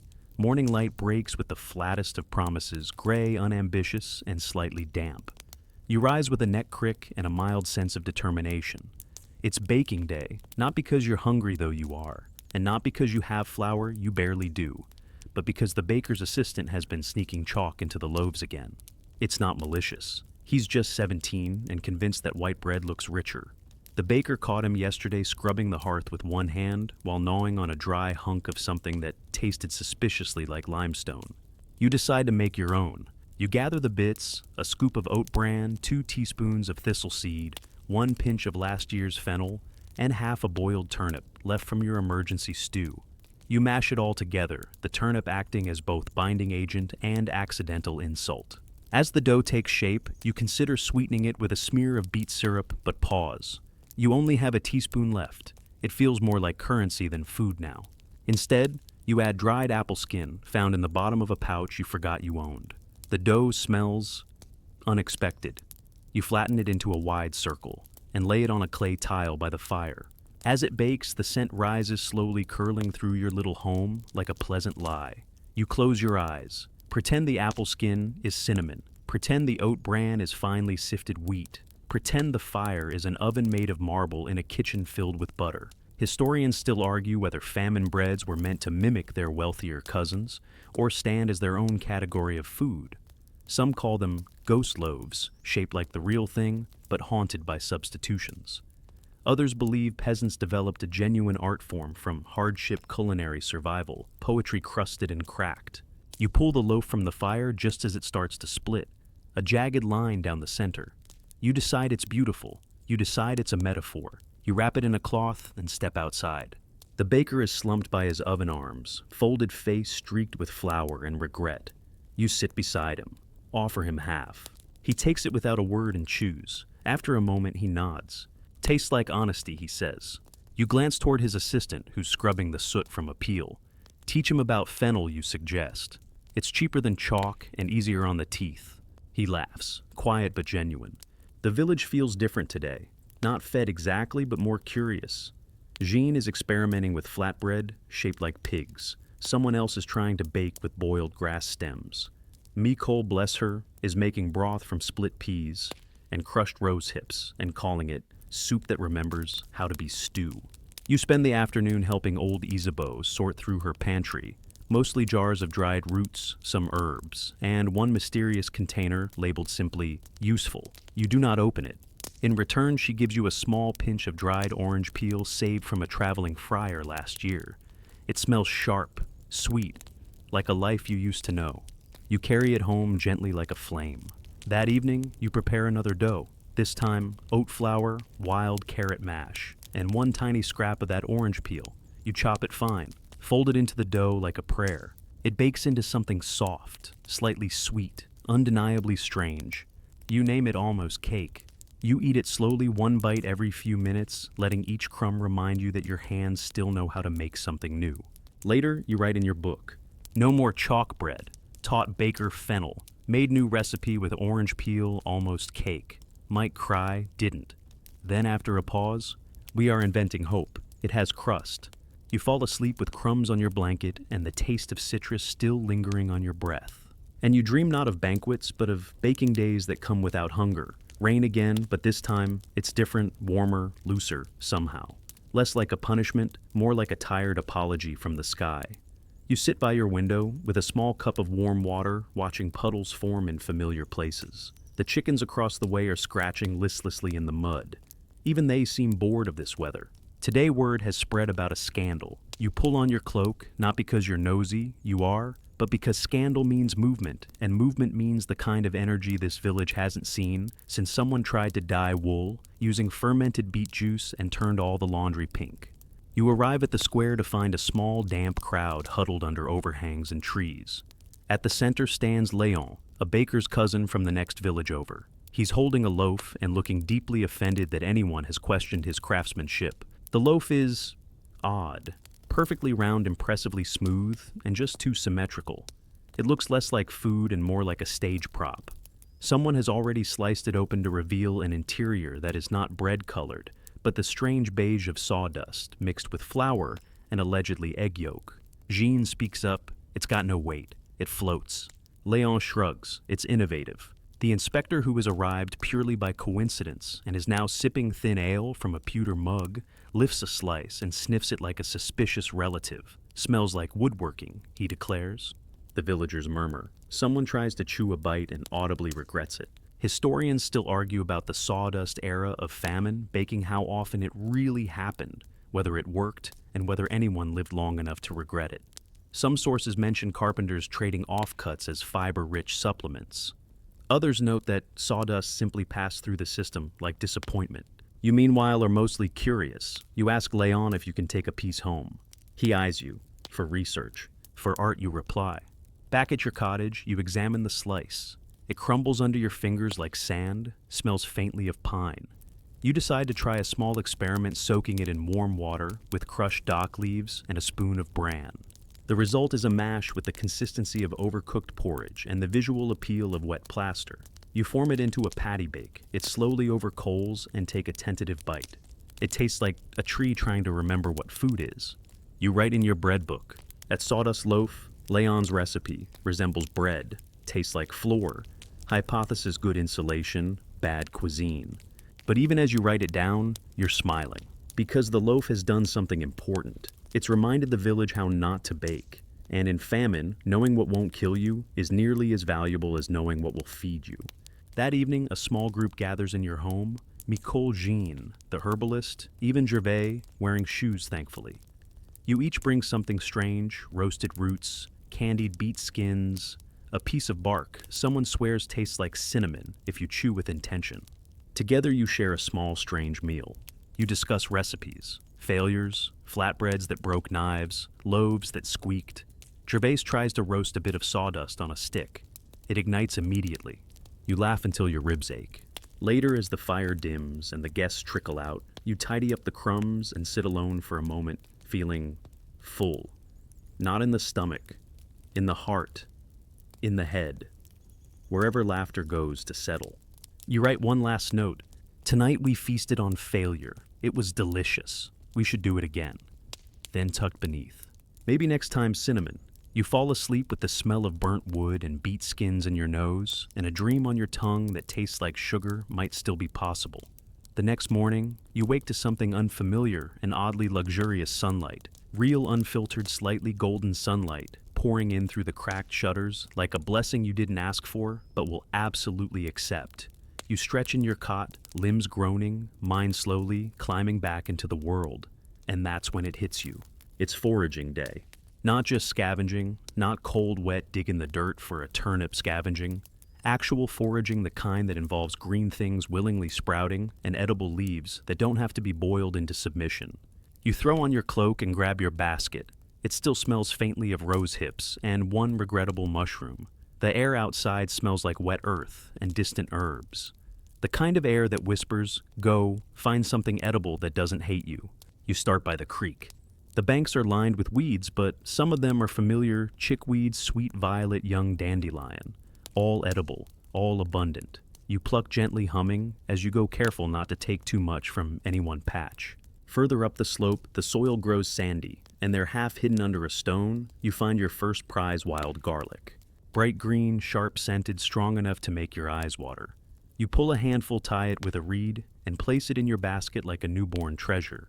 Historians still argue whether medieval peasant women had formal knowledge of local plants or simply learned through trial error and gossip. Records mention herb wives and green mothers, women who passed recipes mouth to mouth, generation to generation. Your village has no written book, but you have Nicole, you have the herbalist, you have your hands. You find more field mustard cow, parsley, a few sprigs of yarrow.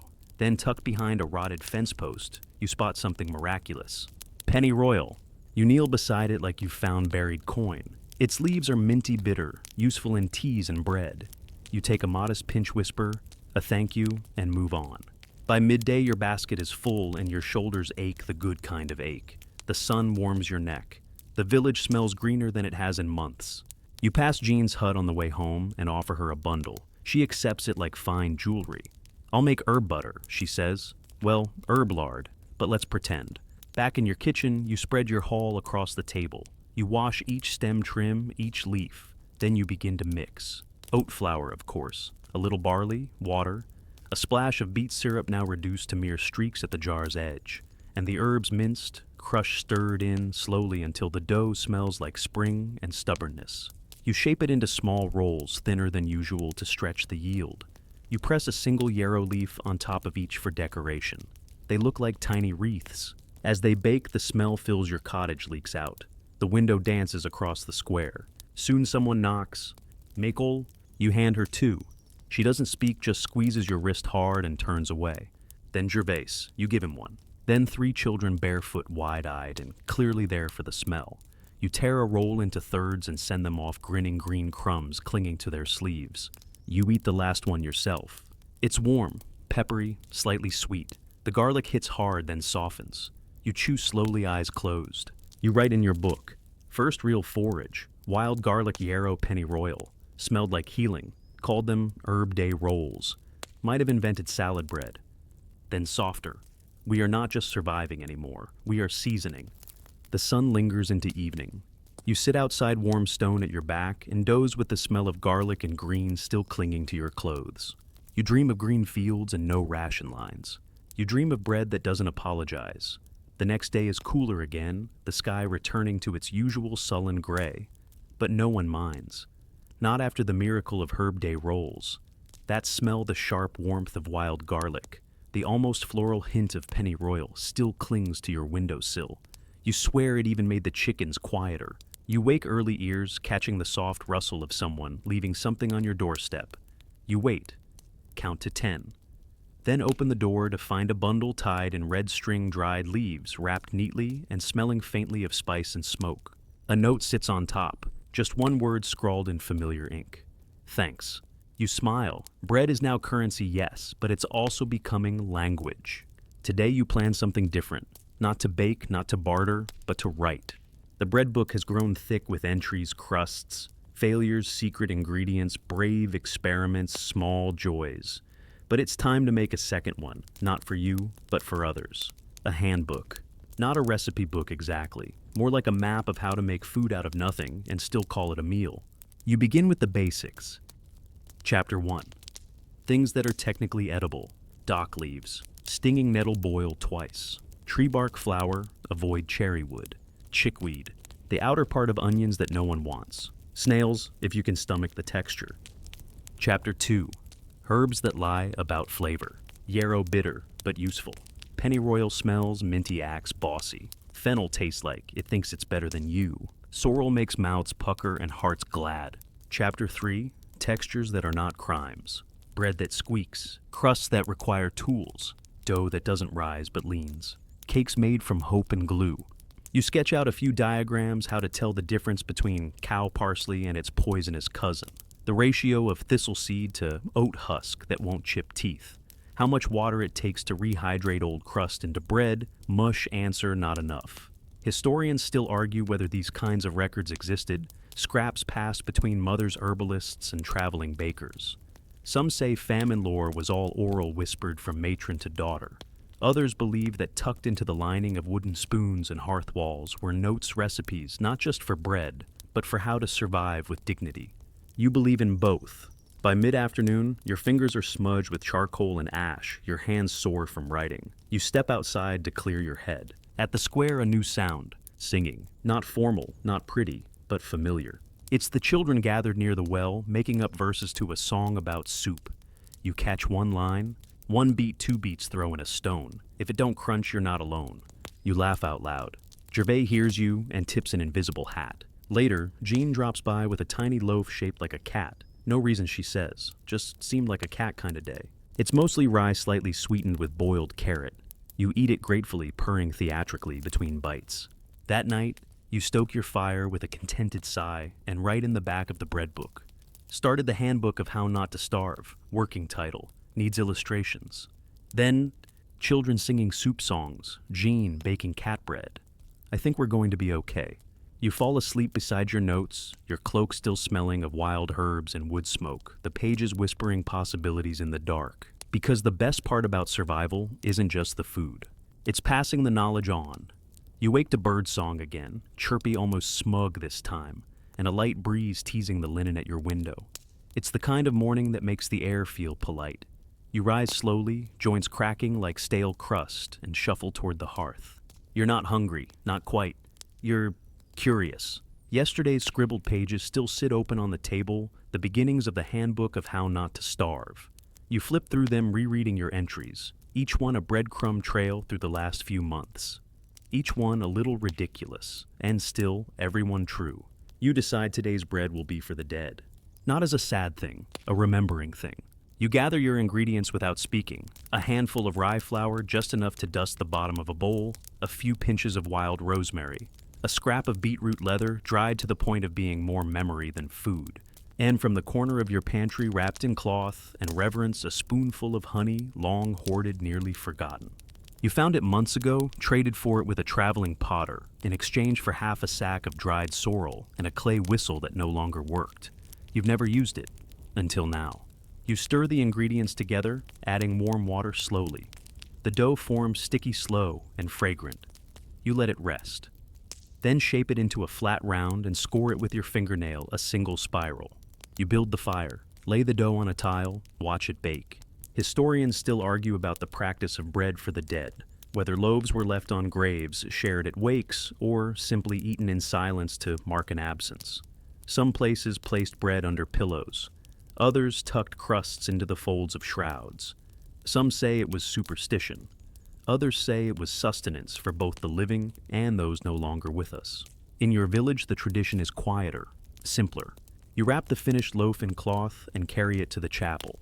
There's no service today, no feast, just a few candles flickering wax, puddling in soft silence. You sit in the rear pew. You place the loaf on the altar right where the sunbeam lands. You close your eyes. You think of names. Of people who didn't make it through last year, or the one before. Of the ones who traded boots for broth. Of the ones who taught you the difference between cow parsley and poison. Of the one who laughed like wind chimes and always baked too much even when there was nothing. You whisper thanks. You leave the loaf. No one will eat it. That's not the point. Outside, the air feels lighter, brighter. You sit on the chapel steps and watch the wind curl through the fields like a lazy dog. Eventually, Micole joins you. She says nothing, just sits. She brings a single biscuit dry, cracked, probably made from bean flour and prayer. She breaks it in half and gives you a piece. You chew together in silence. Then she says, I miss the ones who used to complain the loudest. You nod. They always had the best bread. That night, you return home with a calmer heart and a quieter appetite. You write in your bread book, baked spiral loaf with honey and rosemary, bread for the dead, left in chapel, no ghost complained. Then, McCall shared biscuit, still tastes like friendship. You add one more line smaller than the rest. Not all hunger lives in the belly. You sleep deeply, without dreams, without regret. Only a soft warmth in your chest and the lingering scent of rosemary in the air.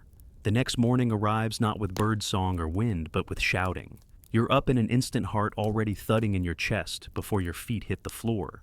Shouting in this village usually means one of three things: a fire, a fight, or a pig has escaped again. You grab your cloak, tuck a stale crust in your pocket on reflex, and head toward the noise. It's neither a fire nor a pig. It's Lord Hadrian's messenger, an anxious man in 2 fine boots standing atop a cart waving a scroll like a flag, and trying to pronounce names he clearly doesn't respect. He's announcing a grain initiative. Per the Lord's generosity, he reads several sacks of winter wheat have been reserved for select residents based on service loyalty and documented need. The village listens silent and skeptical. You exchange a glance with Jean, who raises one eyebrow and mouths documented need, as if famine were something you could file paperwork for. Names are called, a few of the usual families: the widow with 6 children, the old shepherd missing half a toe, Mikol. Your name is not called. You feel nothing, not disappointment, not anger, just a small shift inside you like dust settling. The crust in your pocket suddenly feels very valuable. The sacks arrive later, guarded and rationed. 1 sack per recipient. The wheat is real, golden, sifted, shiny in the sunlight, like the promise of better days. Mikol stops by your cottage in the afternoon with a strange look on her face, equal parts gratitude and guilt. She holds out a small pouch. "A scoop for you," she says. "You've given me more than bread." You thank her, you accept, because pride doesn't make loaves.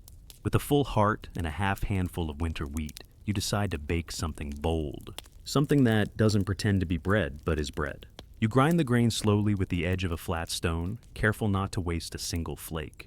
You mix it with water, a whisper of oil, and because today demands extravagance, a tiny spoon of dried orange peel. You knead it longer than usual, humming as you go. The dough sighs into your hands. Elastic, alive.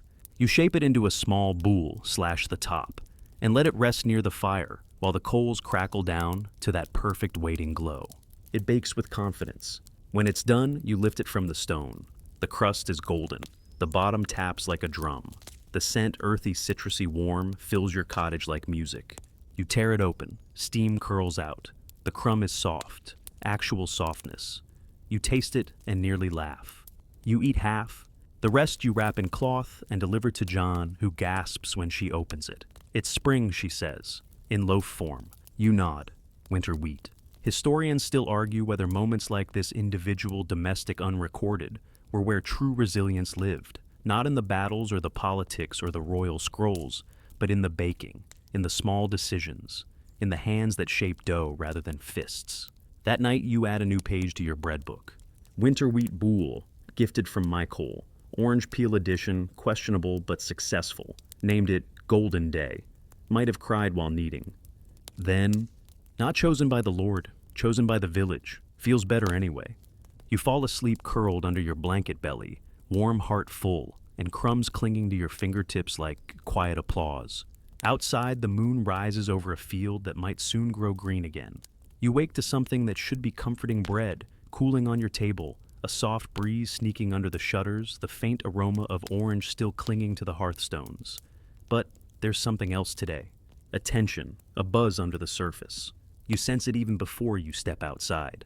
The square is quiet, but not in the usual sleepy way. People are watching the baker's shop, whispering, holding baskets that they're not filling. You join John near the well. She doesn't speak, just jerks her chin toward the bakery's chimney. "Smoke's wrong," she says. You sniff the air, acrid, bitter. You make your way over. Inside, the baker is pacing like a caged cat. His hands stained, his apron dusted not with flour, but something darker soot ash, and what looks like green mold. He sees you, groans, the whole batch. You blink. Mold. He nods and kicks a basket. Fool left the flour barrel open. Damp got in. Spores. He holds up a lump of dough. It's grayish-green slimy at the bottom, sour at the top. Still tried to bake one, he mutters, smelled, wrong, tasted worse. Historians still argue whether so-called plague bread was a cause or symptom of illness. Some claim certain molds caused hallucinations, fevers, even madness. Others argue it was just another thing to fear when fear already ruled the diet. You watch as the baker flings the ruined loaf into the ash pit. It hits with a splat. Lost 2 days' flour, he says. Gone. You step closer. Offer your pouch the last of your dried pea flour. Mix it with oats. Use thistle seed. Don't throw the whole fire away just yet. He takes it, wordlessly. The closest thing to a thank you is the slouch leaving his shoulders. You help him clean the shop. Scrub the work table. Rinse the baskets. Toss out the damp cloths. By the time the sun climbs above the rooftops, the worst is gone, physically at least. The mood, though, remains sour. People don't trust bread that almost turned on them. That evening, you bake your own loaf at home just to make the point. No wheat, no fancy mix. Just oat bran, boiled herbs, and a spoonful of garlic mash. You shape it into a small round, then press a mark into the crust before baking 3 dots in a triangle. A warning maybe, a signature definitely. You bake it slow, let it rest. Then you tear off a piece and deliver it yes to the baker.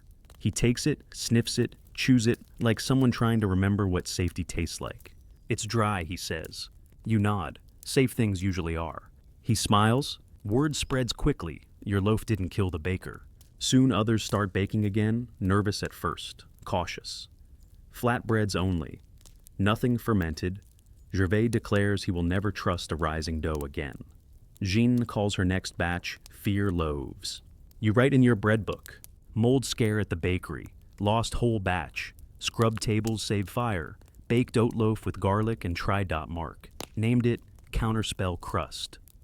Then, fear spreads faster than flour, but so does laughter. You go to bed late that night, soot still under your fingernails, and the smell of garlic on your breath. The mold is gone, the fire is still lit, and tomorrow there will be bread again. The following morning arrives gently, almost apologetically, with soft clouds and a breeze that smells faintly of moss and the inside of a bread bin. You sit up slowly, stretch until your shoulders pop, and listen. Not for birds, not for footsteps, but for quiet. There is quiet. Not the heavy kind. The good kind. The kind that tells you no one's panicking, shouting, or trying to scrape mold off dough with a stick. You take it as a sign. Today you decide is a Goodyear day. It's not actually a good year, no one would go that far. But it's not a bad one either. And in times like these, that distinction is everything. You start with a task you've been putting off for weeks, reorganizing the flour jars. There are only 3 now, barely enough to call a collection. One holds coarse oatmeal. Another has crushed chickpeas, faintly yellow and stubborn. The third is your wild card jar, a blend of who knows what, half herbs, half powdered dreams. You mix a bit of each into a bowl, add water, a spoonful of mashed garlic, then recklessly a thumbprint of beet syrup. Not for flavor, for courage. You knead the dough slowly, watching it come together, watching it trust you. Then you shape it into a wide, flat round and let it rest by the fire. Outside, the village is stirring with that same cautious optimism. Gervais is hauling a barrel of something that might be pickled apples, grunting about how this batch won't ferment itself. Jan has her sleeves rolled up, and clay flourishes half-made beside her. Even the baker's apprentice is singing. Badly, but singing. You grab your loaf and walk to the communal oven. It's warm already, smoke rising gently. A few loaves inside, nothing fancy but golden. Honest. One even has herbs pressed into the top. You wait your turn humming quietly and slide your dough onto a flat stone. It sizzles. While it bakes, someone pulls out a stringed instrument tuned within an inch of its life and starts to pluck out an old song. It's a tune everyone knows even if they don't remember the words. Someone tries to sing. Someone else throws a pebble at them for missing the key. It's the closest thing you've had to a gathering in months. And then your loaf is ready. You pull it free, tap the bottom. The sound is perfect. You break it. Steam rises. The scent is rich with garlic and memory. You take a bite. Then hand the rest to the musician, who stops playing only long enough to chew, then nods with what might be reverence. That evening, the square becomes something else entirely. Not a market, not a meeting place, a picnic. People bring whatever they have, scraps, seeds, bread crusts, boiled roots. Someone has a jar of pickled mustard greens. Someone else uncorks a bottle of vinegar, like it's wine. You sit on a stone sharing your last beet garlic crust with Michael, who tells you a story about a man who once baked a whole loaf using only snow and acorn paste. He died shortly after, she adds, but they say the bread was decent. You laugh, you all do. Historians don't argue about this part. They mostly ignore it. The picnics, the bread circles, the laughter, but you know it matters. This is how famine turns, not by harvests but by hands, by hope, by crusts shared before anyone has enough to share. That night you return home and write in your book. Your first village picnic, garlic beet flatbread, crust perfect, shared with the one person who still remembers harmony. Then, this wasn't a good year, but today was a good day. And beneath that, we are learning how to feast without feasts. You fall asleep in the same clothes with flour still dusted across your sleeves and the faint echo of music drifting through your dreams. You do not wake from hunger. You wake from joy. You wake slowly, not to hunger, not to cold, but to warmth on your cheek, a streak of honest sunlight, nudging its way through the shutters. For a moment, you don't move. You simply lie there, the woven blanket heavy over your legs, the air smelling faintly of smoked garlic and something green. Spring, or at least its advanced scouts. You stretch, rise, and step outside. The village is quieter than usual, but not in that tense waiting for bad news way. More like the pause after a good joke, the breath before laughter. You wander to the square with no plan. There's already a small circle gathered. Jean, of course. Gervais with his boots on the wrong feet. The herbalist holding a string of dried herbs like it's a necklace. And in the center, laid out on a blanket like some proud relic, a loaf. Round golden flecked with herbs, and someone whispers dandelion petals. You stare. It's hers, Jean says, made with the wheat she hid in her roof. You blink. Who? Jean gestures to the edge of the crowd. It's Isabeau, 90 if she's a day, possibly older than the church walls, smiling like someone who remembers plenty and hasn't given up on it coming back. She says it's the new house recipe John adds, wheat wild fennel and boiled dandelion greens. You approach, ask if you can try it. Isabeau shrugs and hands you a slice the size of a prayer book. You bite in. The crust is thin but crisp. The crumb is tender. The petals aren't just for decoration, they're there sweet and faintly peppery. The fennel hums underneath like a forgotten melody. You sit down uninvited but welcomed anyway. Someone starts passing around cheese. Actual cheese. No one asks where it came from. You all know to leave certain miracles unexamined. The conversation drifts to food, real food, what people miss most. One woman says peaches, another says barley pudding. Gervais says anything I don't have to soak for 3 days. You think about it, then say I miss the bread that left flour on your fingertips. They nod. Because yes, this is better than bark loaves, better than moss cakes and nettle wafers. But there's still a kind of bread that lives in memory, that lingers. And some part of you wants to make it real again. You stand and walk to Isabeau. She's staring off into the trees. I want to try, you say, to make yours. She grins, hands you a satchel. Inside flour, real flour, probably half a handful, the last of hers. You accept it like it's holy. Back home, you treat the flour like it's alive. You sift it gently. You add warm water, salt, and a whisper of your own, chopped rosemary, cracked fennel seeds. And because it's what you have, a petal from your one surviving dandelion. You knead it carefully, folding the dough inward over and over. As you work, your hands remember what good dough feels like. Elastic, smooth, obedient. You let it rise, barely covered by the hearth. It doubles. You almost cry. You shape it, slash it, bake it. And when it comes out, it sings. You tear the loaf open and eat a slice while it's still steaming. It's rich, real, better than anything you've made since this all began. Not because of what it has, but because of what it remembers. You call it petal loaf. And you write in your book, Isabeau's dandelion bread perfect, petals and fennel. My version, less wisdom, more rosemary, still soft. Then, a flour is memory. This bread knew things I had forgotten. That night, you sleep near the hearth, curled like a comma, in the sentence of a village that is slowly, surely learning to write again. You dream of bread baskets full and heavy, and not one of them is made from bark. You wake before the sun, not from hunger, not from cold, but from a quiet buzz in your fingertips, the kind of restless energy that only comes after a breakthrough. Yesterday's petal loaf was more than a meal. It was a marker, a gentle flag planted in the soft ground of spring that whispered, "We made it." You stretch, you hum, and then you realize You're not the only one humming. Out the window, the village is already alive. Early risers are hauling firewood, airing out cloaks, even sweeping porches, like the wind might stop by for tea. Someone's boiling nettle soup near the square. Another person is passing around a pot of, wait, is that egg porridge? You don't ask where it came from. It's best to let some things remain small miracles. But something else catches your attention. There's a girl, one of the younger ones, kneeling by the bakery wall with a stick of charcoal and a piece of bark for a makeshift canvas. She's drawing a loaf, not just any loaf, your loaf. A round one scored with 3 petals and dotted with seeds. You smile, quietly stunned. A child has drawn your bread. It doesn't feel like vanity. It feels like legacy. Later that morning, you're invited to the herbalist's hut. You expect medicine talk, or at least another terrifying green biscuit. But instead, she unrolls a piece of cloth and reveals her own version of a loaf. It's dark flat, lined with something that looks like roasted burdock root and speckled with wild thyme. I call it soil bread, she says. Tastes like the garden forgot it was poor. You take a bite. It's dense, sharp, alive. And suddenly you're both laughing. Because this is what's happening now. Famine bread is becoming cuisine. You walk back through the village with that phrase in your head. Cuisine. A dangerous word maybe, but it fits. At the well, Gervais is handing out slices of something brown, sticky, and suspiciously sweet. He swears it's made with fermented plum skins. He calls it Jamish crust. Jeanne is sculpting loaves into shapes again, birds, cats, even one that looks like the priest with extra eyebrows. You return home, sit at your table, and look at your dwindling supplies. Then you reach for your bread book. You flip to the last page, blank, waiting. You write in big, deliberate strokes, the weird legacy of famine baking.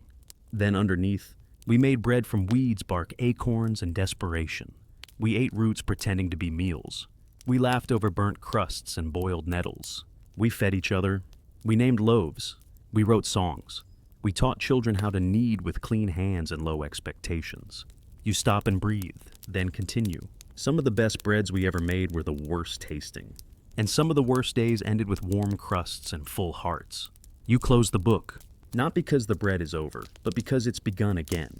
Outside, the air smells like baking, not burnt, not bitter, just bread. Real bread, green herbs, fennel, a whisper of something new. You step into the square and see a dozen people gathered around a fire pit. Someone's built a makeshift oven dome from old bricks and clay. Someone else is handing out slivers of flatbread with wild garlic and something vaguely resembling cheese. You join the circle. You chew slowly. And for the first time in months, no one talks about surviving. They talk about baking, about recipes, about what to keep. Because not everything from this famine needs to disappear. Some of it was invention. Some of it was grace. Some of it was genius born of hunger. Tonight the village gathers by firelight. Not because of hunger.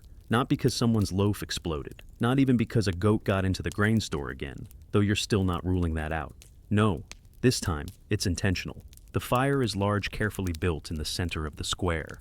Around it sit villagers with full bellies, warm cloaks, and flowers still clinging to their sleeves.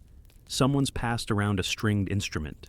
Someone else, possibly emboldened by boiled beet wine, is singing. There's a table nearby, improvised from 2 crates and a door covered in loaves. Loaves shaped like birds. Loaves filled with herbs. Loaves with stories written into their crusts. There's even one with charcoal lines scored into it like a child's drawing of the sun. You suspect Jean. No one else sculpts bread with that much sarcasm. You're holding your own contribution, a small, dense roll flecked with garlic fennel and crushed rose hips. You call it the last hard winter. It's not poetic, it's just accurate. Someone hands you a slice of something new. It's light, pillowy, dotted with dried berries and smelling faintly of sweetness. You chew, you blink. Is this cake, you ask? No, says the baker's apprentice, grinning, but it's close enough. You laugh, because that's what this moment is, close enough. The herbalist stands cup raised. To bark loaves and bruise teeth, she declares. To moldy experiments, someone else adds.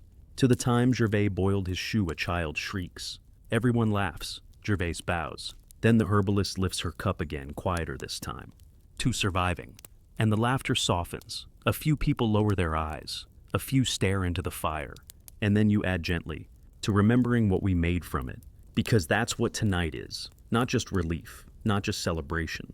It's recognition. of every crust born of panic, of every weed turned meal, of every spoonful saved for someone else, of every flavor that shouldn't have worked but did. You return to your cottage, late fingers tingling from fire, warmth face sore from smiling. The last embers still glow in your hearth, and your cot looks softer than usual. You pick up your bread book pages, thick corners, smudged cover, warped from use. You flip to the very last page, and beneath your final recipe, you write, "Bread made in famine is still bread." And then on a line all its own, "We made enough." You close the book, set it by the window where tomorrow's light will catch it. Then you wrap yourself in your blanket, pull your knees up close, and let the warmth of crusts, herbs, laughter, and love carry you towards sleep. The fire is low now, just soft orange ribbons curling through the dark. Outside, the night settles gently over the village like a warm cloth placed across tired shoulders. You can still hear the faint murmur of someone washing up dishes, the crack of wood cooling, a distant hum that might be singing, or maybe just the sound of a well-fed village breathing as one. You shift under your blanket, adjust the pillow, feel the slow rise and fall of your chest. Your hands are flour-dusted. Your fingertips still carry the scent of fennel and ash and garlic. It's comforting now. Not the smell of work or scarcity, just memory. You think of the breads you've made, rough, wild things at first, then strange, then tender. You think of the laughter that bloomed between bad crusts, the friends who arrived when dough refused to rise, the way the village reshaped itself around the shared act of trying. You're not hungry. Not now. You're full in the way that matters most. Outside your window, a moth bumps softly against the pane drawn to the ember light. And somewhere beyond that, the faint rustle of trees makes you think of petals of wheat swaying under sunlight, of loaves not yet imagined, but already possible. Let your breath slow. Let your jaw unclench. Let the fire fade to nothing but glow. Tomorrow will come, and with it the kneading and baking and sharing of something new. But for now, you've earned your rest. Sleep well, bread maker.